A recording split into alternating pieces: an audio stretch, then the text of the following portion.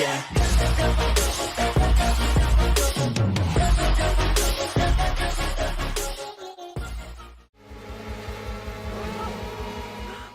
Hey, what's up guys? Today, I'll show you a supernatural horror film, Hereditary. Spoiler ahead, watch out and take care. Annie and her family hold a funeral for her mother, who just died a few days ago. She delivers the eulogy at her mother's service, saying her mother seldom expressed her real feelings to people, even her kids. Annie, as her eldest daughter, knows nothing about who her friends were or what she did. Her mother loved to wear an oddly shaped necklace. She never took it off her neck till the end of her life. But she passed it to Annie and demanded her wear it too. When the son Peter was born, Annie's mother asks several times to let Peter move to stay with her. Not knowing why, Annie refused her erratic mother and thinks that she was indifferent toward her in the past, so she believes that her mother couldn't take good care of Peter. However, when the little daughter Charlie was born, Annie felt obliged and accepted her mother's request to care for Charlie. But 1 year later, her mother died and the family reunite and live together. When arranging her mother's belongings, Annie finds a letter written to her by her mother asking for her forgiveness for all the things that she could not tell, and telling Annie to try not to be sad about her losses because she'll see in the end that they were worth it and that their sacrifice will pale next to the rewards. Annie is totally confused by the so-called secrets, sacrifice, and even the rewards mentioned in the letter. The letter sounds mysterious, just as her mother had been in the past decades. Her little daughter, Charlie, is introverted and even seems dull. The favorite place for her is the small attic. She often visits there and locks herself up all day long. She behaves so weird and even cuts off a dove's head and plays around with it as a toy.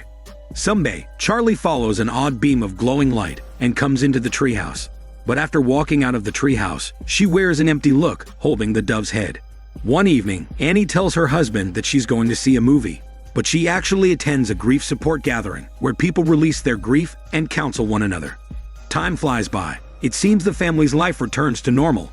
One day, Peter asks if he can drive his mother's car to attend a classmate's party. Annie is busy sculpting miniature dioramas in her workshop. She then asks Peter to take his sister to go with them together. So Peter reluctantly takes his sister and drives to the party. At the party, Peter blows off his shitty sister and smokes with his friends.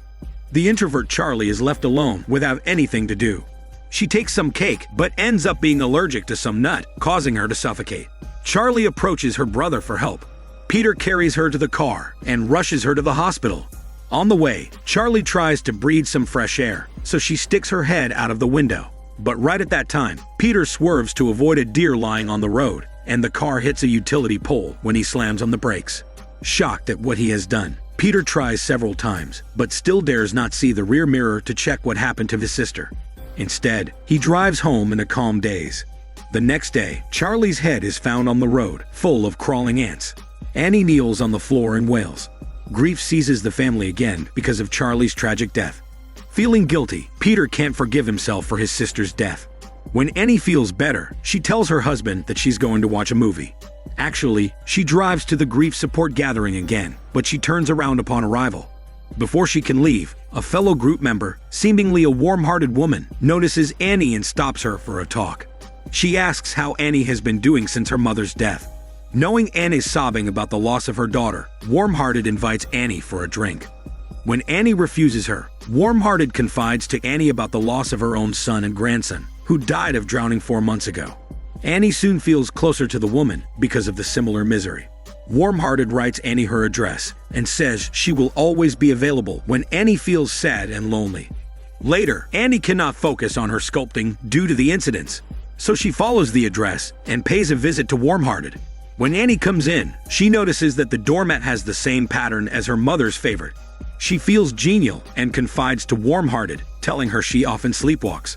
One time when sleepwalking, she even lit a match, trying to set fire to her son's bed. Peter woke up and thought she was going to kill him, and the incident estranged her son from her. Since then, they have quarreled many times because of trifles. A few days later, Annie bumps into Warm-Hearted at a store. Warm-Hearted looks excited and says she has gone through it completely. She explains to Annie that a psychic has taught her how to communicate with her late grandson. Annie is suspicious of psychics, but Warm-Hearted persuades Annie to her home to witness how it works. So Annie comes to her house later. Warm-Hearted conjures her late grandson. Annie is shocked to see the deceased moving the cup and writing on the toy blackboard. Warm-Hearted then teaches Annie how to conduct conjuring and gives her a copy of the cryptic incantation written in an unknown language. She tells Annie to recite the cryptic incantation just according to the syllables, and during the summoning, her whole family must stay around. When she returns home, Annie does not summon the dead, as she never believed in psychics before. But she tosses and turns and cannot fall asleep, so she decides to give it a try, hoping her late daughter will show up. She wakes her husband and her son up from their sound sleep, and the family stand hand in hand to conjure Charlie. Everyone's heart beats fast when the cup on the table moves. Annie picks up Charlie's old sketchbook and asks the dead to draw something. Peter is so scared that he almost suffocates, so the husband asks her to stop. As they argue whether to continue the seance or not, the candle flame suddenly shoots high. Annie closes her eyes, lowers her head, and makes gruesome roars. When she opens her eyes, she speaks in a little girl's voice, seemingly possessed by her late daughter. The husband snaps Annie out of her trance by dousing her with water. Annie is completely unaware of what happened, and Peter is frightened and cries. After the seance, Peter becomes absent-minded. During school, Peter sees the same odd glowing light that Charlie previously saw. Following the light, he goes out of the classroom. Peter has a nightmare that someone is madly plucking his hair. He wakes up in fright, only to see his mother standing in front of his bed. This makes Peter even more sure that his mother is going to attack him. Annie is unable to explain her sleepwalk, and the estrangement gets worse. The husband calls Annie and blames her on the phone. Annie becomes angry and destroys all the dioramas that she has made for months. What's more, the couple become cold to each other. In Charlie's old sketchbook, there is a drawing of Peter's face on each page with a cross on each eye. Sensing that it must do her son bad, Annie throws the sketchbook into the fireplace. As the sketchbook burns, Annie's arm mirrors and catches fire. No matter how she tries, she cannot put out the fire on her arm. But as she rescues the book, the fire on her arm dies down suddenly. It seems that Annie's life is connected to the sketchbook, so she gives up destroying it. Annie returns to Warm-Hearted for help the other day. She knocks at the door, but no one replies. Inside the house, an altar for sacrifice has been set up. From a photo of Peter, she suddenly realizes that the sacrifice is nobody else but her son. She confirms that when recalling Warm-Hearted's over-enthusiasm toward her and the same pattern of the doormat. Annie hurries back home and rummages through her late mother's remains. She reads her mother's diary and is terrified to learn that the ritual she conducted did not conjure her late daughter, but instead invoked Paimon, king of hell. Annie also finds photos of her mother with Warm-Hearted, revealing that her mother and Warm-Hearted knew each other very well. More photos tell Annie they were in the same coven, and her mother was the chief, addressed as their queen. Later, Annie smells the stink and goes up to the attic, where she discovers the headless corpse of her late mother. On the other side, Peter is possessed in class, suffocating. He trembles with his face twisting, and he falls onto the desk, breaking his nose. Then he snaps out of the trance, with cries of terror and pain. Later, when the husband brings Peter home, Annie tells her husband in a trembling voice about the headless corpse she found. So he comes up to the attic, but soon runs down with a scream. Annie stops his efforts to call the police, telling him the family are cursed by the coven. She begs her husband to burn Charlie's old sketchbook to save Peter, regardless of her connection to it, as she's willing to die for her beloved son. The husband hesitates, thinking his wife is mentally sick. So Annie throws the sketchbook into the fire by herself, even though she thinks that doing so, she will be burned to death. However, it's the husband who is spontaneously on fire. Annie watches him die, transfixed with shock. Peter wakes up, only to find his father's charred corpse, and his mother attached to the ceiling like a spider.